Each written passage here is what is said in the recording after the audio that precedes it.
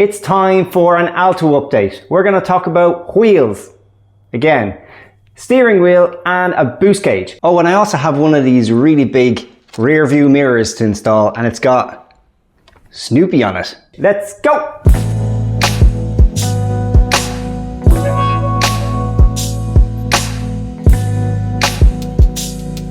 If you've seen some of the last videos of the Alto, you'll know I had some cool kind of 13-inch wheels from the 1970s on this thing, but I just think with the ride height that it was on, they didn't really suit the car. I always did like these Cappuccino wheels, but they were in really rough shape, so I was a bit unsure about them, but they just seemed to suit it better. So what I did was I got them powder coated. They are now fresh as a daisy, and I got them to match the colour of this kind of silvery, goldy, champagne-y colour along the bottom of the body kit.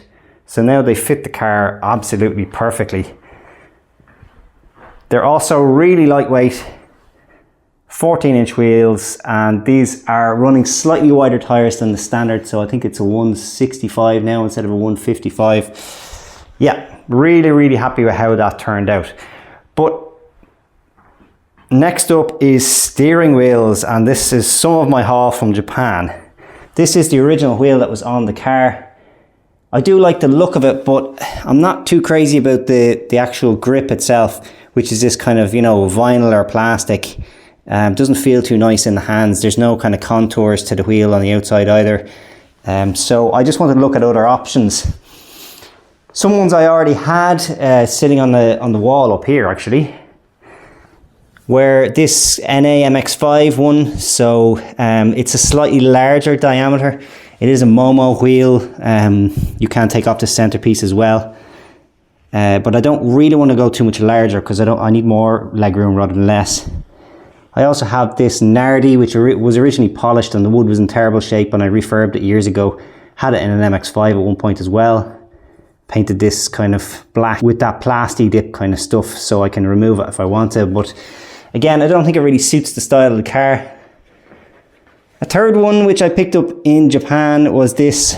It's a kind of no-name brand. It was bought in Up Garage, and for a comedic effect it would be cool to run this tiny little wheel, but it does have one problem, which is that the PCD of this is not the same as the other one, so I need to get an adapter to change to the larger PCD to fit the car. But the little Alto doesn't have power steering, so I don't really want to put on a tiny little wheel. But what I can do is choose between one of these two. They're a tiny bit, maybe 1 centimeter smaller diameter, but very similar size. They're both personal wheels, which I love that brand. So I've always loved these personal wheels. This style in particular, I don't actually know the names of these models, but this always reminds me of old Hondas, like, you know, the EF and EG, CRXs, things like that. You quite often see these personal wheels. The personal on this one is very subtle, kind of indented into the wheel. It's a black thread. Again, very subtle. This is a used one, but it was in great shape. You can see on the back here, there's some tiny wear marks. So it was mounted to a car, but it's in excellent shape. Another option is this one, which has a slightly different contour. Instead of having these kind of straight lines, it's more curvy. This one has this splash of colour with the personal here, which is nice, and the yellow stitching here, which is also nice. I think I prefer the shape of this one. It would be cool if this had the personal here in yellow. The yellow stitching, I'm not crazy about. It's kind of cool, but there's nothing else in the interior that's yellow, so it doesn't really match with anything else. So I'm thinking this one, but it would be cool if you could leave a comment of, if you had a choice between all these wheels, which one would you pick? The OEM, personal black, personal yellow, the MX5 Momo, the Nardi, or the Up Garage tiny one.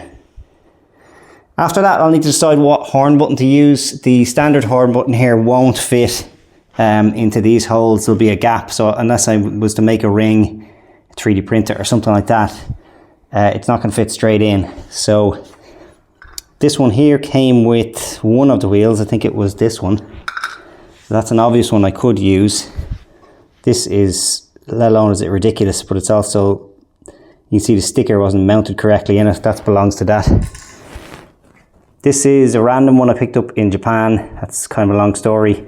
I bid on an Abarth wheel, but I never won the wheel. But I'm left with the horn button now because I bid for that separately. And then this, which is just, focus, which is really cool.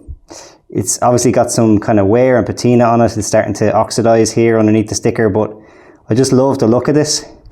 So I don't know if this will fit in this one, but that's what I'm thinking of going with. The reason I'm thinking HKS is because I'm going to be putting in a HKS boost gauge, which is just over here. This will be later in the video. And also I have a HKS cone filter in here, one of the mushroom filters already. So I have a few HKS bits on it. So let's mount one of these personal wheels up and see how it fits. Okay, so it turns out that this decision was kind of made for me of which horn button to choose. This is the personal wheel that with the black stitching. And this horn button, the HKS one, just doesn't have the same kind of diameter or the kind of spring-loaded area here that would push in. I'd have to adapt this to fit. Whereas the personal one that came with this wheel is much deeper. It's got these kind of wider prongs all the way around to hold it in.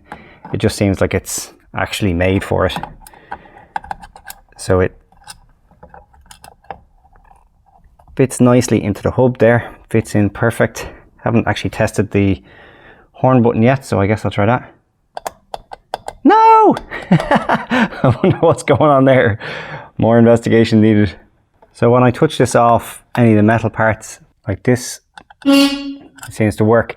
So I think what's happening there is it's just not making good contact with here, or this is probably just a bit dusty and grimy and it's not getting the ground correctly.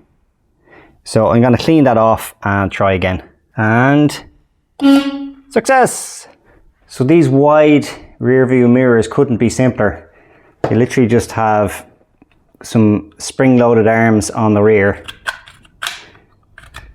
and they attach onto your existing rear view mirror and give a much wider view of the world. Not sure if I'm going to be able to do this one-handed, but we will see. Oh, that's it. Pretty simple. Snoopy!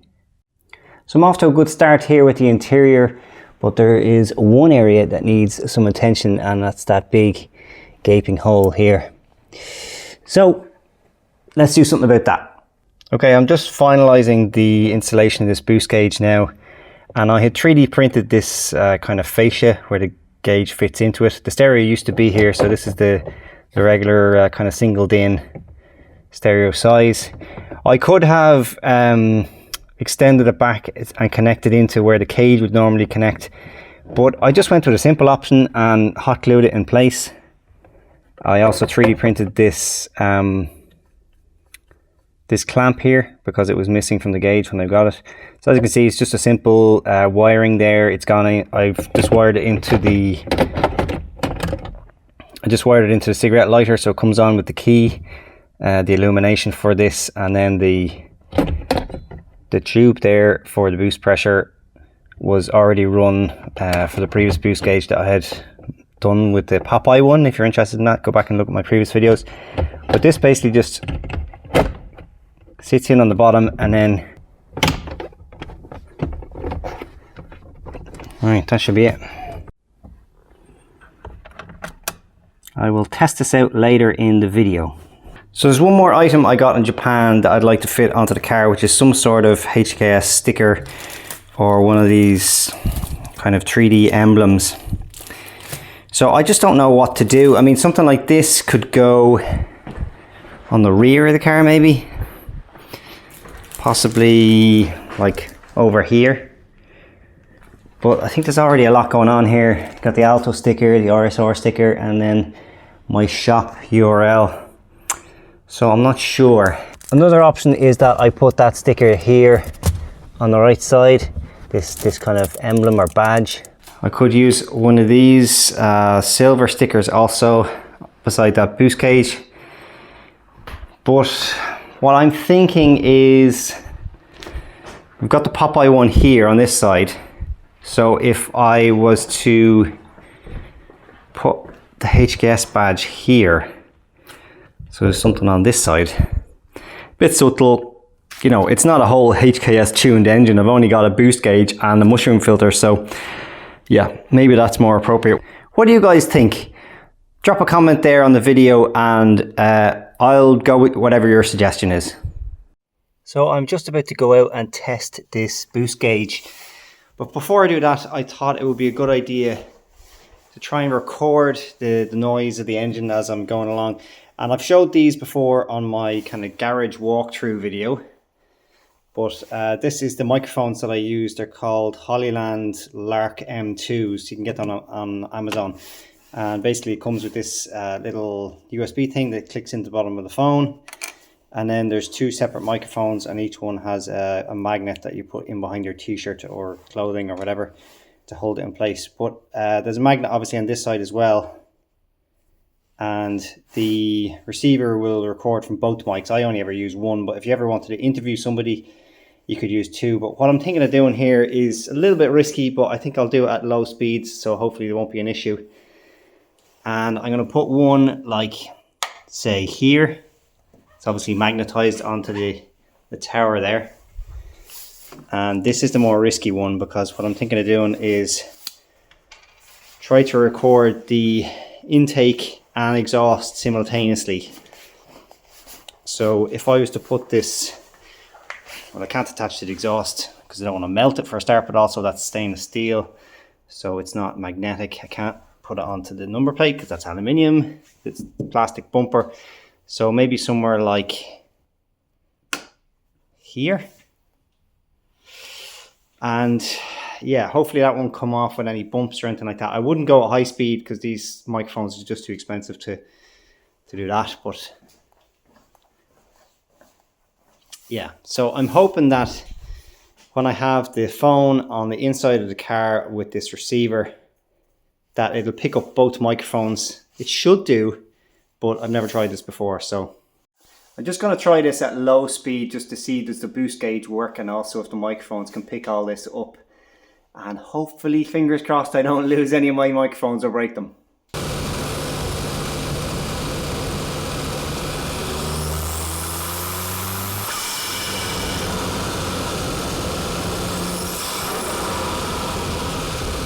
Well, just watching back the video I just took there, and the volumes, it looks like they were maybe a bit too much for the microphones, but hopefully not too much distortion. But you get an idea, the boost gauge is working as expected. There's a tiny little rattle coming from the back of the gauge, which is quite common. The way that you address that is, well, let me show you.